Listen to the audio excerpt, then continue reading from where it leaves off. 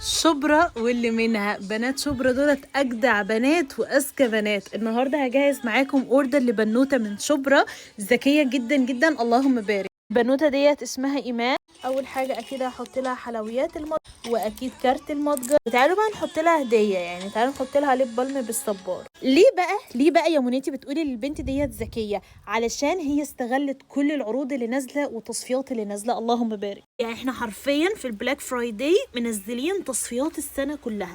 بصوا بقى مثلا الباسند بادي سبلاش اللي هو الجليتر ده نازل معانا بسعر 100 جنيه بدل من 150. نازل انتو ذا نايت، ميد اباوت يو، كل الانواع، ان ذا ستارز. فاول حاجه خدتها اخدت دارك كيس واستغلت العروض اللي نازله عليه. وكمان بادي باتر جود فايبس برضو طلبت منها، دي كانت اخر قطعه نازله. وبادي لوشن كاندي بيبي برضو اخر قطعه نازله في التصفيات. تصفيات السنه يا جماعه نازله في قسم التوالف، برضو خدتها ذكيه. بصوا تنت كيكو ده برضو نازل ب 45 جنيه بس.